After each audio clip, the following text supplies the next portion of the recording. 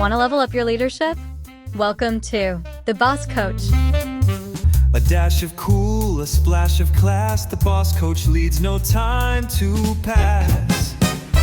Oh, the boss coach, the leader's guide. Yeah, sing it. Boy, it gets you pumped up, doesn't it? You know, it's kind of a trick. I'll admit it to you. It's kind of a trick. You know, I want the theme to be a little bit annoying, so you just can't wait to hear me. See, there's a method to my madness. So, hey boss, how's business? Do you have any offsite meetings coming up? You know, those are always a good time, whether it's out of town or people coming in. You know, you can get a lot done. I just got back from one in Texas, very productive, and it was very fun. I'm going to devote a future episode to talking about offsite survival, like tips on how to make the best of it, how to have a good time, how to be the most productive, because, you know, they can be a black hole of productivity, or they can be a supercharger of productivity. It just kind of depends. Well, thanks for clicking and listening as always. My name is Patrick McGranahan. Welcome to The Boss Coach. If you're new to the show, I urge you, as always, to check out the podcast trailer. That's episode 100. Gives you background on what The Boss Coach is all about, what I'm trying to do here, what you can get from it, etc., etc. So if you haven't listened to that one yet, go check it out. Play ball! So let's jump right into today's topic, and it is a great one. It's a lot of fun. It's a personal one for me, called play ball. And what does that mean? Probably doesn't mean what you think it means. You know, usually saying play ball, it means you're going along with something you don't agree with just to get ahead or to please somebody else. No, not about that at all. You know that anything that disingenuous would not be on brand for me. So since we're coming up to the end of the baseball season, I wanted to share a little something, again, very personal with you, relating to the topic of play ball. So 10 years ago, our Major League Baseball team was in the World Series hunt, and our company based here was very much smaller than, pre-mergers, and our CEO named John took us all to a leadership retreat, and the theme was play it out. See, we were pushing through some really tough stuff as a company. You know, we needed to stay focused, keep going on, and, you know, play it out. So just like our baseball team, we needed to just see past what we were going through, keep going, and push toward the goal. And so as part of that theme, John gave us each a baseball. And he told us to write our personal leadership principles on it. And then we took it back home with us as a reminder. And, you know, mine still sits in my office. Mine's in my hands right now. If this were a video podcast, you could see it. But just trust me, this is the sound of a baseball in my hand. So whenever a new hire starts, actually, I sit down with them and I show them my baseball. And then I read all the principles off it like I'm about to do for you so they understand me better. So I took it off the shelf today to share with you the 10 leadership principles from that play it out exercise 10 years ago. Now I realize that's a lot, so let's get into it. Let's play ball. Play ball! All right, number one from the baseball. Success isn't getting one thing perfect, it's getting everything right. That sounds like an esoteric one. Let me explain it to you. So I go back to an example from my father. Now, he was a hunter. He loved hunting. He was always pretty successful at hunting deer. And whenever he would end the season, he'd have a pretty good-sized buck. And all his friends would ask him, hey, what'd you do? How'd you do it? What kind of gun did you use? What kind of ammunition? What was your deer stand? Where were you at? Et cetera, et cetera. Did you cover yourself in deer gear? And yes, that's a thing. And he'd always kind of smile and say yes to everything, whatever it was. Is it this? Yeah. Was it that? Yes. Always frustrated his friends. But his theory was, it's not about just getting that one thing right. Like I found the exact kind of ammunition and that's why I got a 12-point buck. No. It was about getting everything right. Not perfect, but right. He had the right ammunition. He had the right spot. He had the right vantage point. He was there at the right time of day. He did everything correctly, not perfect. You've got to get all the variables in the right spot, and that's when success happens. It's not about just getting lucky on one particular thing. I also will refer to chili. Everyone like to make chili? We have a chili cook-off coming up soon at my office, something I helped spearhead many years ago. The secret to making good chili is not having one secret ingredient. Someone will say, oh, you know, I use cinnamon, I use whatever. A woman won a couple years ago, and I said, what was your secret ingredient? And she said, I don't know, barbecue sauce? Well, there's lots of things you can add to it, but not one ingredient itself ensures the success of chili, a recipe, or anything at all. It's making sure that everything was good. The meat was good, the tomato sauce was good, the spices were right, there were good onions, etc., etc. So it's about getting everything right and not just getting one thing perfect. So remember that. You don't have to be perfect. Just get everything right. All right, number 2 on my ball, a leader teaches always. So my degree's in education, and I used to say that, you know, I never actually taught, but I teach every day. Everything about leadership is instructive, and hopefully that resonates with you. It always puts you in a helping mindset rather than being directive. You're not here to control everything, but you're here to help everyone else do it correctly and help everyone else be productive. And that means you are, at your heart, a teacher being instructive. So that's why I say a leader teaches always. Number 3 on the baseball is being born on third base does not equal a triple. Now, I'm not sure what I was going through 10 years years ago towards this was something on my mind. But I do know what it means. It's to remind myself that I had to work to get where I am. I wasn't born there. I had to go through a lot. I had to bat to get to a triple. I wasn't born there. But also, you've got to recognize that you did get lucky. All of you have gotten lucky. Success is a mixture of perspiration, aspiration, and luck. So you can do everything correctly, but sometimes you have to hit the right fortune to get where you are. But that's where I lose patience sometimes with those above me. There are those that didn't get the mix right. Like they were a lot of luck. It was either a Nepo baby situation or they knew the right person. They worked with them at a former job, so they got brought over. They don't know what they're doing. So I do get frustrated. So this point was supposed to be to remind me that those who work for their position in life are more highly regarded than those who got to it through luck. But either way, you're both on third base, dude. All right, number 4 on my baseball. Sails drive the ship, not the wheel. So I got this idea from the very first night of that offsite. So we were on a boat, my boss's houseboat, and we're out on the lake. And his executive assistant was a friend of mine, still is a friend of mine. And I walked up to her and we're having, we've all got drinks, we're talking. And she's on the first floor of the thing and she's at a captain's wheel. I didn't think too much of it. I thought, well, sure, they'll give control of the ship. It can't be that difficult. We're on a lake, we're not on the ocean. And I said, I didn't know you could drive a ship. And she kind of smiled and spun the wheel, and I prepared to have the ship knock over. No, it turns out it was just a fake wheel. It's there so people who own the boat can pretend that they're driving it to everyone around to look cool, when in reality, the actual steering wheel was up top with an actual captain near the actual controls. And it dawned on me that, you know what? Sometimes you think you're in charge, but you're not. But the bigger takeaway there is you're not moving the ship forward, right? Your team is not driven by you, it's steered by you. That's extremely important. A boat is pushed forward by either the sails or the motor or whatever mode of transportation. You are there to make sure it steers in the right direction. Your people are the motor. Your people are the sails. You're there to make sure they're going in the right direction. You have to have mutual respect for both roles, because without both roles, the ship doesn't go forward. Number 5 on my baseball, empowerment means paying it forward. This was an important one to me at the time,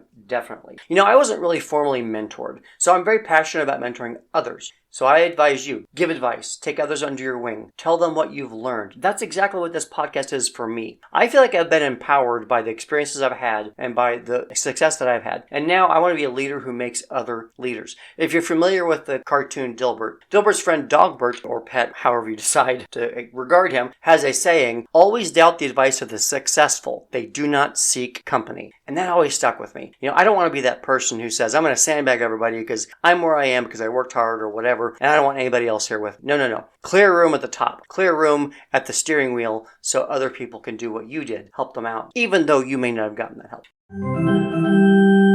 Number 6 on my baseball was trust yourself because you're amazing. Or I would also say because you're probably right. What was I going through to say that kind of thing? Well, actually, it's extremely relevant. The specific reason for this was about making errors. At the time, I was in charge of a trading team. And trade errors kept me up at night. Because anyone else in any department makes an error, they have to maybe apologize, they have to correct it. But if you make an error in trading for securities, you have to write a check. And that's very bad. So what I found was we know that you have full control over what you do. You have control over your area. So if something comes up and there was an error of any kind, there was a mistake, don't immediately assume that you're the one that was wrong. Now, that's not being conceited. That's just the odds. You know exactly. You have control over what you do and you know you've done a great job. If someone says there was a mistake, don't immediately go to think, all right, well, now I'm on the defensive. It must have been me, and start backpedaling. No. Become investigative. Find out where it was, but don't assume it happened with you. It was probably something from somewhere else where you don't have control. Again, it sounds a little bit one-sided, a little bit conceited, a little bit narcissistic, but it's just the truth. You have control over what you do. Start investigating elsewhere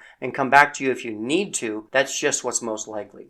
All right, number 7 on the baseball. You're only as good as the task you refuse. This one goes all the way back to my first leadership job. And that was in coffee. If you're a follower, you know that was in coffee. You may also remember me talking about a guy named Dave. So Dave worked at the coffee shop, and he was from a relatively affluent suburb of a larger city next to the college town. And he kind of he felt pretty highly of himself, essentially. One day I said, hey, Dave, can you go and clean the bathroom, please, before you go? And he said, oh, no, I don't clean bathrooms. I said, well, yeah, we all do the same things, and you need to go clean the bathrooms. And it occurred to me that you're really only as good as the task that you turn down. And in Dave's case, he thought he was too good to mop the floor in the bathroom. Therefore, that's as good as he is. If you're willing to do any job at any level of the organization if they ask you to, if it's needed, if that's what has to happen to make the business go forward, then that's how good you are. If you are able to do the job, or if you're willing to do the job of the CEO, you know what? That's probably what you deserve. But you're only as good as a task that you refuse. So always say yes. Number 8 on the baseball. Ask questions because knowledge is power. Boom, that's a big one. I currently have an internal support team, and what I tell them is, you are the brokers of the most valuable resource in the company, and that is knowledge, that is information. You only learn by asking. You only learn by researching. You learn by being curious. Whenever someone leaves, you think to yourself, look at all that intellectual capital that we lost. Not, oh, we have one less head count. No, it's about what they knew, because knowledge is power, and you lost some power. That's why you want to retain as much talent as you can. Number 9 is be kind to all. Yes, I wrote that in the baseball very prominently, and here's why. But it should be a no-brainer, You may get frustrated by partners, or by new hires, or by peers, or by, vendors. But you know what? You're being judged by how you treat others. You're being judged by how you react to whatever they're doing, so be kind. Let them be how they're going to be. The most important thing is what you can control, and you are who you can control. And lastly, number 10 on the baseball. To lead is to serve. Obviously, I did a whole episode on this one. Go back and listen to it. It's one of my most popular ones, actually. And it's about servant leadership. As you know, I love servant leadership. That is the motor behind what I do. And so leading is all about serving. I don't like to get too terribly religious. And honestly, I'm not that religious myself, but I do really respect some of their teachings in various religions. And one of those that I always go back to when I talk about servant leadership is Jesus. So in the New Testament, they talk about a time when Jesus invited his disciples in and he washed their feet. Now, I didn't know the significance of that until a pastor talked about it. He said, back in the time, you walked through the desert, you walked through dirt, and your feet were completely, of course, filthy. So when you go into someone's home, the idea is you should probably clean your feet. But in reality, you don't do it yourself. They have servants there who would clean your feet for you, so you were in good shape to not mess up the house. Well, in this particular meeting, when the disciples came in, Jesus washed their feet for them. And they kept saying, hey, you shouldn't be doing this for us. We should be doing this for you. And he said, no, I'm going to make a point. So he washed their feet, made them clean, and then he said, go and do likewise. Do this for others. I washed your feet. You may see me as a leader. You may see me as rabbi in this case. But in reality, my job is to serve you. And so when you go out and be leaders among people, your job is to serve them, not just to be served by them. That's the true calling of a leader. And that stuck with me forever. Servant leadership hits home for me because of that lesson. To lead is to serve. All right, that was all 10 on my baseball. You can tell how meaningful this was for me, right? The baseball itself is a physical representation of all my guiding principles, something I look at, something I say, is this still what guides me? And it is, because it's always right there in front of me. I'm reminded of what it is during that particularly tough time, back when we were trying to play through some tough stuff, why this got me through it. And it's just also something about holding it in your hand and saying, yeah, I did this, and it manifested and it stayed for this long. So here's what you can do right now to level up your leadership game. You probably know what I'm going to say. Get a baseball. They're not that expensive. Or something shaped like a baseball. I don't even care. But the main thing is, write your leadership principles on it. Why? Well, so you can look at it every day. You can be reminded. You can know that when things get hard, you just have to look at your principles. Remember that that's what guides you, and play it out. No matter what's going on, no matter how hard of a thing you're dealing with, just play it out. Play it out using your principles, and that will get you through. And that will let you level up your leadership. All right, great episode. And thank you for your time. I'm Patrick McGranahan, the Boss Coach. Remember to always thumbs up and follow so you get notice of all these new episodes. Of course, there's quite a few out there now. I love it when you share my episodes with friends. That's happening quite a bit now. It's spreading the word. My followers are growing. My listens are growing. And I really, really appreciate it. So thank you. I'm grateful to you for helping me be successful. It's episodes like this that remind me that my leadership principles are things that can help others, and that my duty is to help others. Remember, the empowerment means paying it forward, so I'm paying forward for all of you. And what you give me back is more than enough, and I appreciate you. Send your comments, too. I want to hear more about future episodes. I had to change my order of what's coming up next because of a lot of people's great ideas. I love that, so keep them coming. I want to be able to give you the direction that you need. So, until next time, I will see you on The Boss Coach. Back to work, boss.